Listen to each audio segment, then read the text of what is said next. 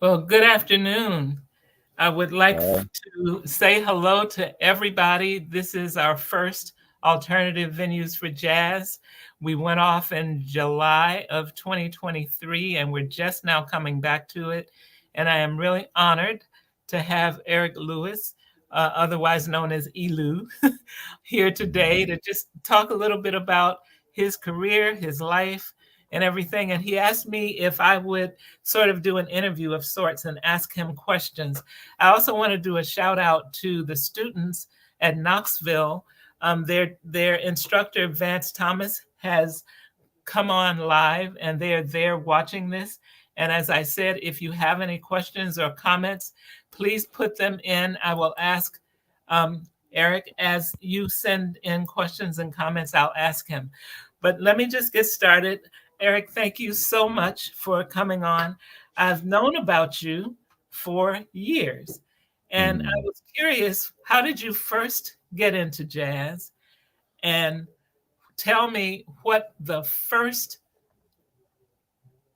jazz music that you bought with your own money. So tell me how you got into it, and then what did you go out and buy with your own money? well, I grew up in a musical household. It was classical music, but musical nonetheless. And the thing about it is that my mother pursued and achieved a doctor doctorate degree in music performance and theory, and part of her doctorate degree was connected to analyzing John Coltrane, among Wow. other among other things. And so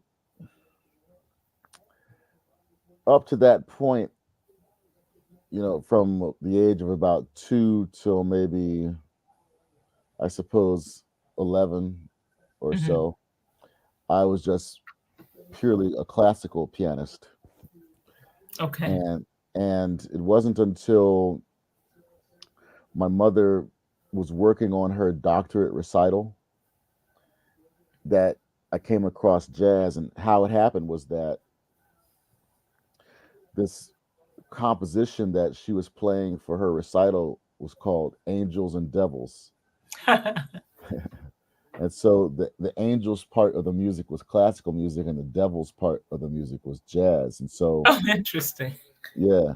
And so she had to hire a Philadelphia based jazz group to accompany her. I'm from Camden, New Jersey. That's where I grew up. And Okay. so Camden, New Jersey is like 15 minutes away from Philly.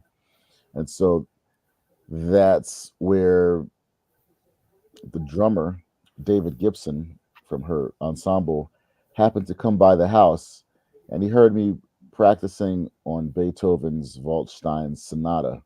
Mhm. And he said to her, "You need to get this boy to learn how to play some jazz." And so it was that he introduced us to my premier jazz piano teacher, Gerald Price, who was a big mountain of a man who loved Errol Garner and Mm. fashioned his piano style around that. So he taught me that kind of thing. The first piece of music that I ever bought was Ahmad Jamal's Digital Works. And it was super cool.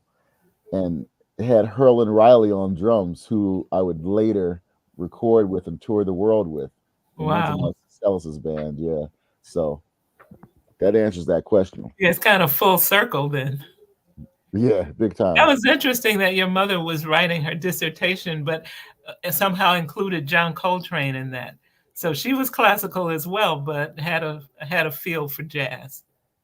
She was doing an analysis of spatial separation of sound, Hmm. string. She was working on dealing with elements of string theory and Einsteinian relativism, and Mm. how that coincided with John Coltrane's meditative work. ohm, Mm. and that kind of thing. So that was where the cross pollinization occurred. When did you first record as a leader? That would have been an album of mine called Hopscotch, Eric Lewis Hopscotch, and Hmm. that would have been maybe a couple of years before I left Winton for good. So Hmm. I'm assuming it would have been, let's see, yeah, it was after Elvin, I think. Let's see. Yeah. So it would have been around 2003, 2004, somewhere in there. So you're throwing out these names that are household names. It was after Winton, but before. Uh, Elvin, tell me, who was the first professional job that you had as a musician? Who was that with? And then give us a little bit of your biography. Well, I remember one of the first big ones was I played with Milt Hinton Wow. in New York when they first made Louis Armstrong's house a national treasure, Hmm. a historic monument in Corona, Queens. So I played with Milt Hinton for the coronation of that, for the christening of that. Wow. I must have been about, I don't know, 15, 16 years old, Oh something my like that. goodness. Okay. And when Yeah. did you play with Winton? I played with Winton professionally as soon as I graduated from Manhattan School of Music, which would have been, so I first started off with Cassandra Wilson, and then I started playing with Winton professionally. So it would have been around like 96. Oh, okay. All right. Yeah. Tell me about rock jazz. What is that? And tell me about it. How did you get into it? Rock jazz is my term for a particular kind of approach to playing rock on piano. Mm. And I came to it because at a certain point, I needed to express more energy on the piano. Hmm. And psychologically, the lyrics of most jazz that I was aware of did not connect to a lot of the turbulent turmoil that I was feeling on the inside. Mm. And it wasn't until I checked out some of the angst lyrics of rock that I found a catharsis. I found a release, and Ah. I also found a bit of a camaraderie in the spirit of it and in the modality of it, because it was so simple in some ways that I could trace a relationship between it and the Elvin Coltrane, McCoy, Jimmy Garrison Hmm. style. Hmm. And so I was able to then kind of make a bridge, because my vision of playing rock and how I played it was a bit different from what I had been hearing from the Bad Plus or from Brad Meldau. I had a more blunt, direct approach that I wanted to implement so as to give voice to or showcase Hmm. my technique and my ferocity. And Hmm. the thing about it is that rock is built for ferocious energy, Yes, true. versus in jazz, the only music that I felt was built for that particular kind of ferocious energy was Coltrane's music. Mm. Uh, um, Certainly, boogie woogie and big band swing and that type of thing, stride piano, is built for ferocious energy. However, again, the lyrical content that I found in rock really appealed to me. And what I'm referring to is lyrics like crawling in my skin, Hmm. These wounds they will not heal. Hmm. Fear is how I fall, confusing what is real. So Where's that from? What that songs? that's from a Linkin Park song called "Crawling," Okay. and the way that the singer sings it though is it's like crawling in my skin. These wounds they will not heal. Fear is how I fall, confusing what is real. Oh wow. Whoa. And so the beat's like do do do do do do do do do do do do. So there is this particular type of angle Hmm. that they're taking on it, and the lyrical content is very psychological. Hmm. So that was the first time that I was able to connect with that kind of ferocity, but also lyrics that spoke to the ferocity of internal pain, mental anguish, things of Mm-hmm. that nature. It had very little to do with anything political. It was Okay. all very purely psychological. Mm. And I had been suffering from panic attacks and depression. Hmm. And so that was very meaningful to me, just pure psychological, emotional, mental pain Mm. and the confusing nature of it at times. And Hmm. so when I was getting into the rock lyrics, they were very helpful to me. So when you say helpful, it was a way actually of relating, you were relating to the lyrics in a way, so it became kind of calming in a way, in a strange way.